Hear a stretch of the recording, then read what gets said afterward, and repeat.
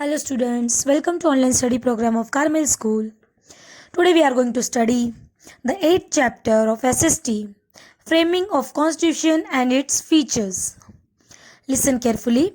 Constitution means any systematic collection of rules designed to govern a country's regime is known as constitution.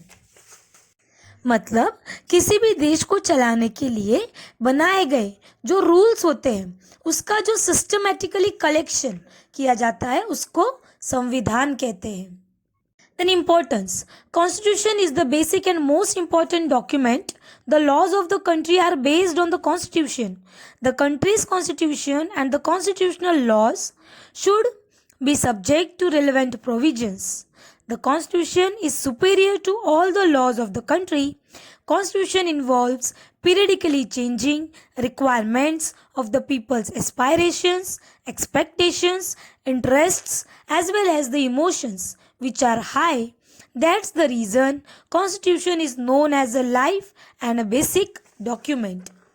तो constitution जो है वो एक basic document माना जाता है और संविधान में यानी कॉन्स्टिट्यूशन में किए गए जितने भी रूल्स है उसके अनुसार देश में जो कानून है वो निर्माण किया जाता है और देश में जो भी कानून लागू होते हैं वो संविधान के साथ जितनी भी सिस्टमैटिकली जो संवैधानिक व्यवस्थाएं हैं उसके अधीन होते हैं. संविधान कानून से भी ऊंचा होता है. संविधान में टाइम के साथ साथ जो जो चेंजेस होते हैं वो अपनी ज़रूरतों के, अपनी अपेक्षाओं के और अपनी महत्वाकांक्षाओं के अनुसार उसकी ही प्रतिध्वनि होती है, जिसमें संविधान को एक लाइफ यानी जीवित और बेसिक डॉक्यूमेंट कहा गया है. Then process of framing the constitution. Before independence, the British government on 25th March 1946 handed the duty to the cabinet missions of 3 members to find a solution to the question of India's independence. On the basis of recommendation of the cabinet mission, the Constituent Assembly was constituted and the structure of the constitution was decided. तो जब हम लोगों को आज़ादी मिली, Britishers जो थे उनसे जब हम लोगों को आज़ादी मिली तो हमारे सामने 3 सवाल थे और उनको सॉल्व करने के लिए 25 मार्च 1946 को 3 जो मेंबर्स थे कैबिनेट मिशन को सौंपे गए और उसमें संविधान के निर्माण की जो भी रूपरेखा थी उसको तैयार करने के लिए संविधान की एक असेंबली यानी सभा की रचना की गई. Constituent Assembly comprised 385 members in which various members from different religion, caste, gender and people from various geographical diversification, political representatives and experts from various sectors were included. और संविधान की जो सभा यानी जो असेंबली थी उसमें टोटल 389 सदस्य थे और जो अलग अलग संप्रदाय मतलब अलग अलग रिलीजन, अलग अलग धर्म, जाति तथा अलग अलग जोग्राफिकल फीचर्स से आए हुए थे और ऐसे ही प्रतिनिधियों को अलग अलग क्षेत्रों में शामिल किया गया था. तो इस तरह से संविधान की जो असेंबली थी उसमें पंडित जवाहरलाल नेहरू, सरदार वल्लभ भाई Patel, Maulana Abul Kalam Azad, Shyam Prasad Mukherjee, HP Modi, HV Kamath, Frank Antony, Kanhaiyalal Munshi, Krishna Swami Iyer, Baldev Singh and women representatives Sarojini Naidu, Vijayalakshmi Pandit etcetera were in the constituent assembly. ये सारे मेंबर्स उसमें शामिल किए गए थे. Then a drafting committee was appointed to draft the constituent under the chairmanship of Dr. B.R. Ambedkar.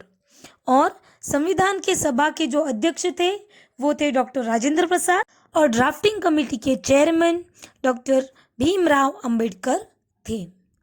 The Constituent Assembly met for 166 sessions spread over a period of 2 years, 11 months and 17 days. इस assembly ने अपनी जो process थी वो 9 दिसंबर 1946 से शुरू की और पूरे 2 साल 11 महीने और 18 दिन में 166 मतलब 166 सेशन आयोजित किए और फिर इस असेंबली ने संविधान के निर्माण की जो प्रोसेस थी उसको पूरा किया. The members of the assembly has discussed threadbare each and every detail of its provision, keeping in concept the matters of constitution of different countries. In this constitution, there are 295 articles and 8 appendices. After amendments with 395 articles and 9 appendices, the constitution was framed. अब इस process में जो constitution की assembly थी उनके द्वारा दुनिया के जितने भी अलग अलग देशों के संविधान हैं उनके जो इम्पोर्टेंट फीचर है उसको स्टडी किया गया और उसके बाद पूरी तरह से विचार विमर्श करके फिर जो इंडिया का संविधान है उसको एक अंतिम स्वरूप प्रदान किया गया. संविधान में पहले 295 आर्टिकल्स और 8 अपेंडिसेस थे और उसके बाद कुछ सुधार किए गए जिसमें 395 आर्टिकल्स और 9 अपेंडिसेस इसके साथ पूरी तरह से जो अपना कॉन्स्टिट्यूशन है वो उसका स्वरूप निश्चित हुआ. On 26 November 1949, the Constitution was unanimously passed in the Constituent Assembly. On 26 January 1950, Constitution of India came into existence and India was declared a republic nation. तो 26 नवंबर 1949 को ये जो संविधान थी उसकी असेंबली ने सर्वसम्मति मतलब सबको परमिशन दी और फिर संविधान को पारित किया, उसे एक कानूनी स्वरूप प्रदान किया और 26 जनवरी 1950 को भारत में ये संविधान का इम्प्लीमेंटेशन मतलब लागू किया गया और इसी दिन हम एक प्रजातंत्रात्मक राष्ट्र के नाम पर घोषित किए गए. हमारा देश एज अ रिपब्लिक डे इसको सेलिब्रेट करता है, इसीलिए जिसको हम गणतंत्र दिवस भी कहते हैं और इसको हम धूमधाम से मनाते हैं. After every year on 26th January we celebrate Republic Day with national fervor. In the Indian Constitution we have 4 lions as a national emblem and national slogan Satyamev Jayate. The Constitution provides 4 citizenship, rights and duties of the people, directive principles of the state policy, union-state relations, elections, and emergency provisions. Thus, the Constitution of India is the most detailed and elaborated national document. और Indian constitution में 4 Lions जो हमारा national emblem है और हमारा जो national slogan है वो है सत्यमेव जयते. इसी के साथ हमारे संविधान में नागरिकों के जो भी सिटीजन्स हैं उन सबके जो मूलभूत अधिकार है, उनके जो कर्तव्य है यानी जो ड्यूटीज़ है, ये सारे जो सिद्धांत हैं उन सब के अंग तथा कार्यों का सबका जो डिटेल में विवरण किया हुआ है. इसीलिए भारत का जो संविधान है दुनिया का सबसे बड़ा और सबसे विशाल ऐसा रिटन डॉक्यूमेंट यानी लिखित दस्तावेज माना जाता है. What is preamble? Preamble is the core and important part of Constitution. Indian Constitution begins with preamble. The words written in the preamble highlights the soul of the Constitution. Preamble यानी प्रस्तावना, जिससे हम शुरुआत करते हैं. तो प्रस्तावना ये संविधान की भी एक शुरुआत है और इसको बहुत ज़्यादा महत्व दिया गया है. संविधान की शुरुआत प्रस्तावना से होती है और प्रस्तावना में दर्शाए गए जितने भी वर्ड्स हैं, जितने भी शब्द हैं, वो प्रस्तावना को संविधान की आत्मा के समान यानी उसको कॉन्स्टिट्यूशन का सोल कहा जाता है. The preamble remained unchanged till 1976.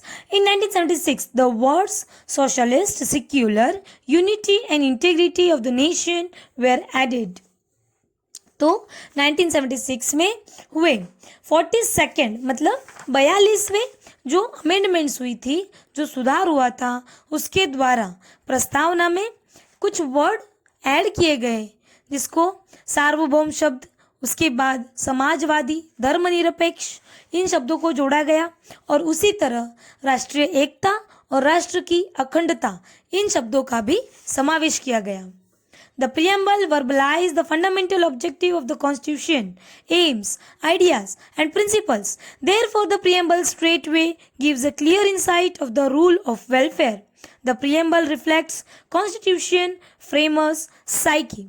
प्रस्तावना में संविधान के जो मूलभूत एम्स है, उद्देश्य है, उनके आदर्श है और सिद्धांतों को महत्व दिया गया है। प्रस्तावना में संविधान के उद्देश्यों के साथ साथ भारत में जो लोग हैं उनका कल्याण होने के लिए, मतलब प्रोग्रेस के लिए जो जो राज्य स्थापित किए गए हैं उनकी जो उच्च भावना है तथा उनके आदर्श को सिद्ध करने की जो इच्छा है उसका डिस्क्रिप्शन मतलब स्पष्टीकरण किया गया है। तो इसी तरह प्रस्तावना द्वारा यानी प्रियम्बल के थ्रू संविधान में निर्माताओं की जो मानसिकता है, उनकी जो सोच है वो हम लोगों को दिखती है। Now, importance of preamble. The preamble as a soul of the Constitution as also an important necessity to understand the framing of any law or its interpretation. Preamble gives proper guidance to understand the policy behind the framing of any law. Preamble plays an important role. The preamble is a useful tool to avoid the trouble in the interpretation of the Constitution. तो preamble यानी प्रस्तावना जो है वो संविधान की आत्मा के समान होने की वजह से उसका एक इम्पोर्टेंस है। प्रस्तावना के द्वारा किसी भी लॉ का जो निर्माण किया जाता है उसको समझने और उसका जो मीनिंग होता है वो करने में, उसको देखने में हम लोगों को एक गाइडेंस मिलती है। कानून का उद्देश्य तथा उसके आदर्श, कानून के निर्माण के पीछे संसद की क्या नीति है, यह समझने में प्रियम्बल बहुत ही हेल्पफुल होती है। किसी भी तरह की प्रॉब्लम्स उसका सॉल्यूशन के लिए जो लॉज जो बनाए गए हैं, जो फ्रेम किए गए हैं, इसको स्पष्ट निर्देश में हमें जो प्रियम्बल है उसके थ्रू हमको मिलता है। तो इसी तरह प्रस्तावना एक संविधान का सार माना जाता है।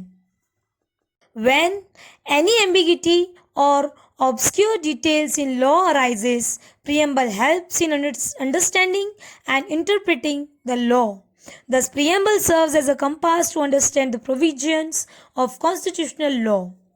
तो कानून के किसी भी पार्ट या जानकारी में किसी भी तरह की अस्पष्टता या हम लोगों को अगर क्लियरेंस नहीं मिलता है तो कानून का जो उद्देश्य है वो अगर स्पष्ट नहीं होता है तो उस समय जो प्रस्तावना है, जो गाइडेंस हमको करती है प्रियम्बल, उसके थ्रू हम कानून को समझने तथा उसको अच्छी तरह से उसका जो अर्थ है वो लगाने में जो हमको हेल्प करती है वो प्रियम्बल। इस प्रकार संविधान में जितने भी कॉन्स्टिट्यूशन में जितने भी प्रोविजंस या प्रावधान दिए हुए हैं उनको समझने में जो प्रस्तावना है एक दिशा सूचक यानी कंपास का काम करती है, कंपास का रोल निभाती है। Then preamble is nation's unity, integrity and is the standard crust of brotherhood among citizens who are having noble sentiments and ideals. Preamble is backed by high ideals and goals. तो प्रस्तावना राष्ट्र की एकता, अखंडता तथा जितने भी सिटीजन हैं उन सबके बीच ब्रदरहुड यानी भाईचारे की महान भावनाओं को और आदर्शों का एक प्रतिबिंब है और प्रस्तावना उनके उच्च आदर्शों और उद्देश्यों को एक रीढ़ के समान माना जाता है। बैक्ड यानी क्या, रीढ़, जो अपनी रीढ़ की हड्डी होती है उसकी तरह उसका इम्पोर्टेंस है। Then pillars of the preamble. The words inscribed in the preamble are with the people of India, sovereign, socialist, secular, democratic, republic, justice, liberty, fraternity and equality. Here we will study the following three main pillars of the preamble. तो भारतीय संविधान की जो प्रस्तावना है उसमें कुछ ऐसे शब्द हैं जैसे कि हम भारत के लोग, सार्वभौम, समाजवाद, धर्मनिरपेक्ष, लोकतंत्र, गणतंत्र, बंधुत्व, न्याय, समानता, स्वतंत्रता, राष्ट्रीय एकता और अखंडता एक्सेट्रा है, जिसमें हम मुख्य रूप से 3 आधार स्तंभों के बारे में अब डिटेल में पढ़ेंगे। तो सबसे पहले है डेमोक्रेसी, जिसको हम कहते हैं लोकतंत्र।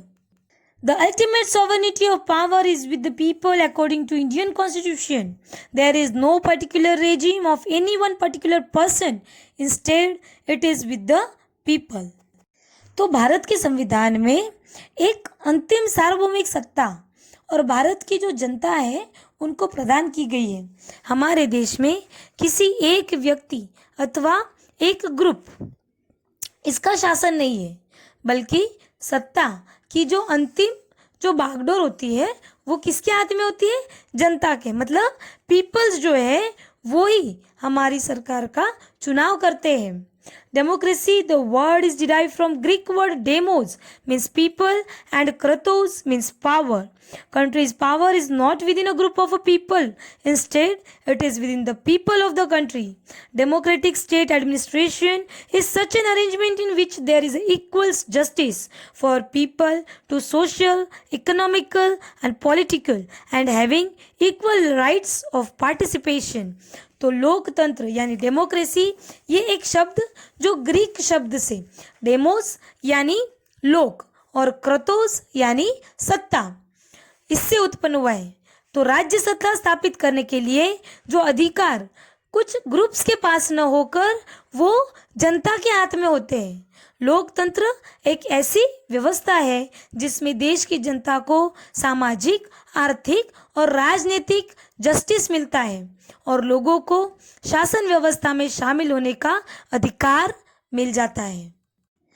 In democratic India, people elect their leaders through their choice by casting vote to represent those leaders in the parliament and thereafter assuming the post of prime minister and her cabinet. Executives do not have absolute power. They are given specific time limit. Similarly, the voters elect state and local level government. तो भारतीय संविधान में एक right हम लोगों को जिसको कहते हैं यूनिवर्सल एडल्ट फ्रेंचाइज यानी जो राइट टू वोट है वो हम लोगों को 18 ईयर्स के बाद प्राप्त होता है और उसके अलावा उसके द्वारा चुने गए जितने भी मेंबर्स हैं उनको संसद में यानी लोकसभा या फिर जितने भी मंत्रिमंडल है उनके प्रति जिम्मेदारी होती है।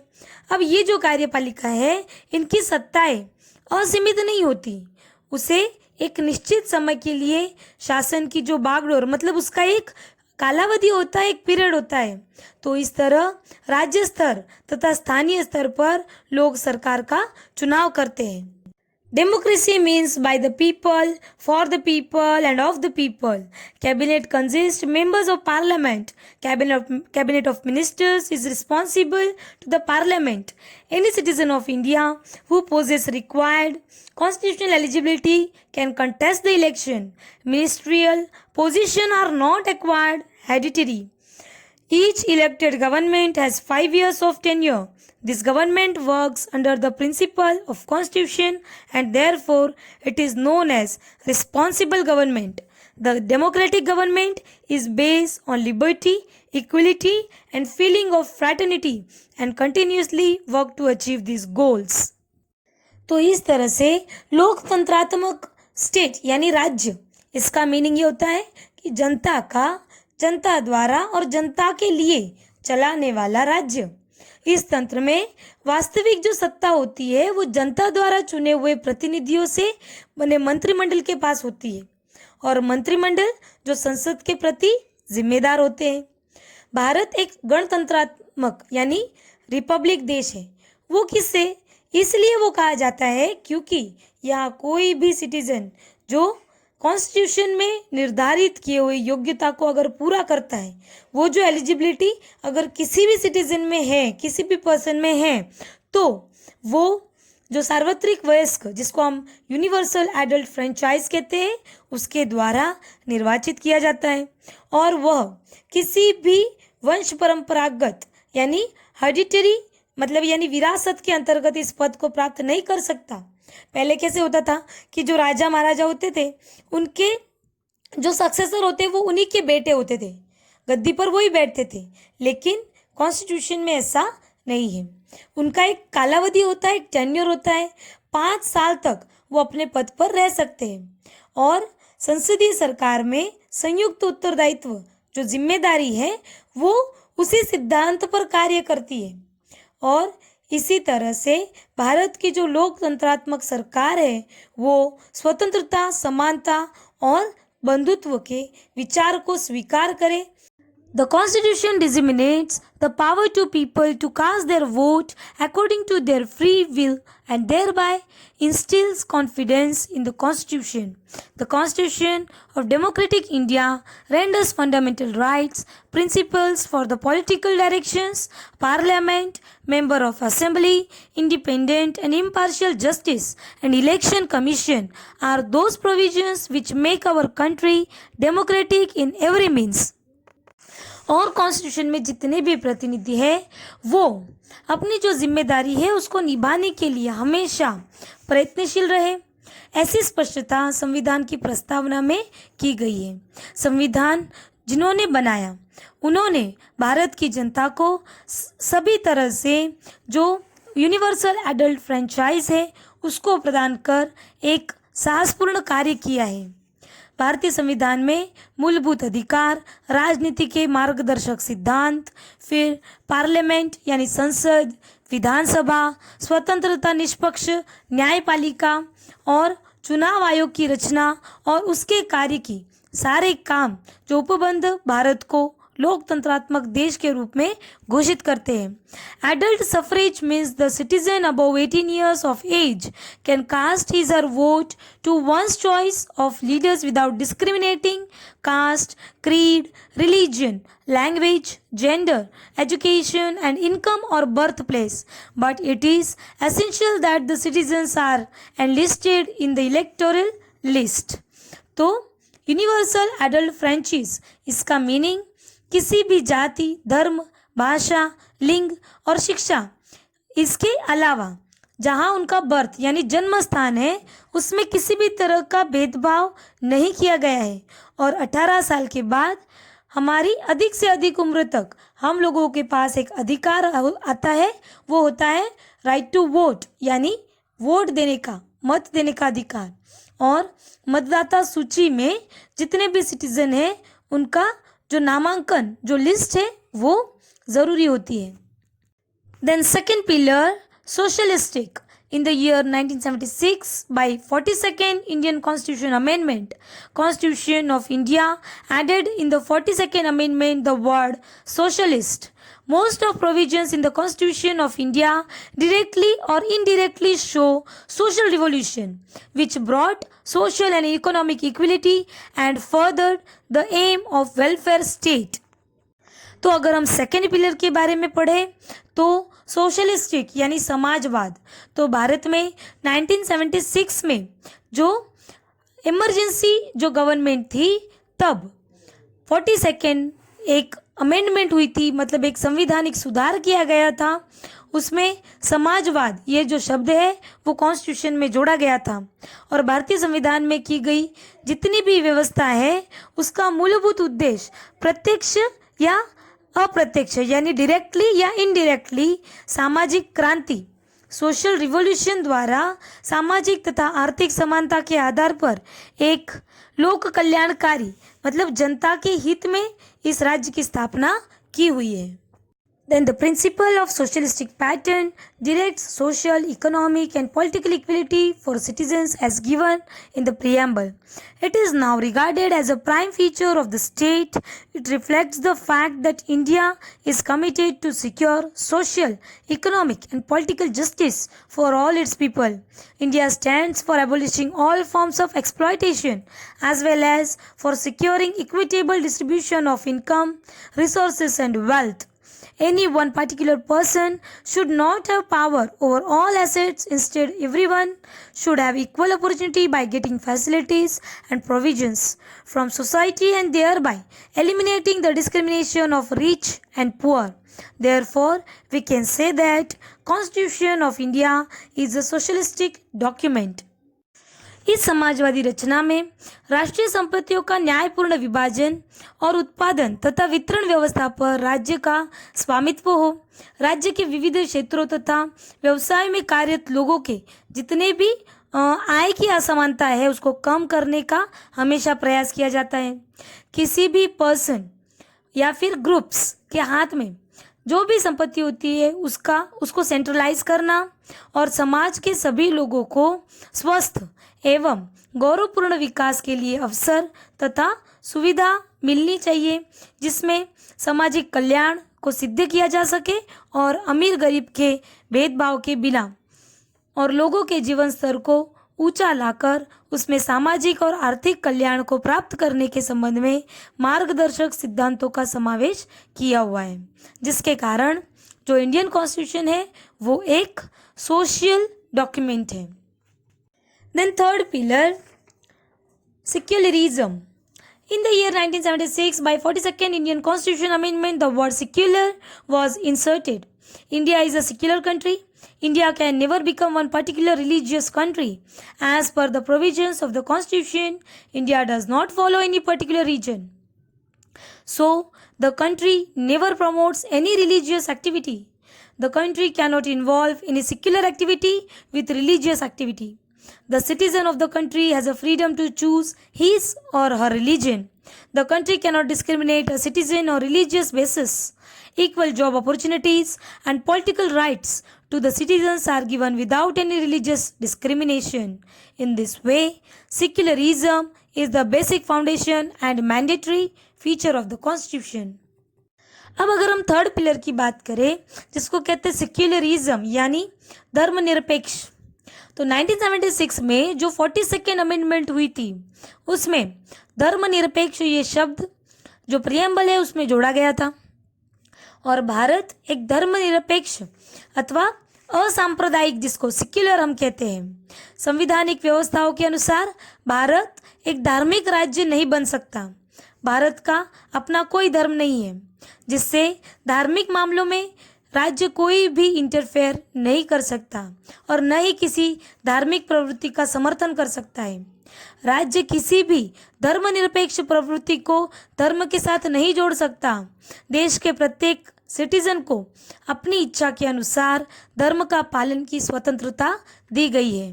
धर्म अथवा संप्रदाय के आधार पर राज्य किसी भी नागरिक के साथ किसी भी तरह का भेदभाव नहीं कर सकता है। सभी नागरिकों को सरकारी नौकरियों में समान अपॉर्चुनिटी और मूलभूत अधिकारों का समान रूप से उपयोग करने की स्वतंत्रता है और इसी तरह से धर्मनिरपेक्षता को संविधान का एक बेसिक यानी मूलभूत तत्व तथा लोकतंत्र का अनिवार्य लक्षण माना जाता है। सर्वधर्म समदृष्टि and सर्वधर्म समभाव are the principles incorporated in the Constitution. So no particular religion would be encouraged in any states. There is no prohibition on any citizen to propagate his or her religious belief, trust and faith. सर्वधर्म समदृष्टि तथा सर्वधर्म समभाव इस सिद्धांत को स्वीकार करने वाले भारतीय संविधान में राज्य द्वारा किसी भी धर्म को प्रोत्साहन नहीं दिए जाने का उल्लेख किया गया है। जो भी पर्सन अपनी धार्मिक मान्यता, आस्था तथा श्रद्धा रखने के साथ उसका प्रचार या प्रसार करने के नागरिक अधिकार पर राज्य कोई भी प्रतिबंध नहीं लगा सकता। Then basic features of the Constitution. The Constitution, which came into force on 26 January 1950, is considered as the largest, extensive and detailed written document. Given below is the basic and silent feature of it.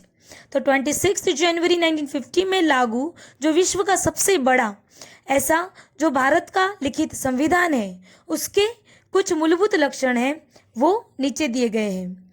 First, written document. Except Britain and Israel, India along with other nations of the world have their constitution in written form. Considering the social, geographical, diversified circumstance and prehistorical notions, the Constitution Assembly has kept the drafted constitution in written form. तो Britain और Israel को छोड़कर भारत सहित विश्व के सभी लोकतंत्रात्मक देशों के संविधान जो रिटर्न डॉक्यूमेंट है और भारत की सामाजिक, भौगोलिक और वैविध्यपूर्ण परिस्थिति तथा पूर्व इतिहास को ध्यान में रखते हुए संविधान सभा के भारत में लिखे हुए संविधान का स्वरूप निश्चित किया गया है। ओके, अब जो नेक्स्ट एक्सप्लेनेशन है वो हम सेकेंड पार्ट में देखेंगे। Thank you.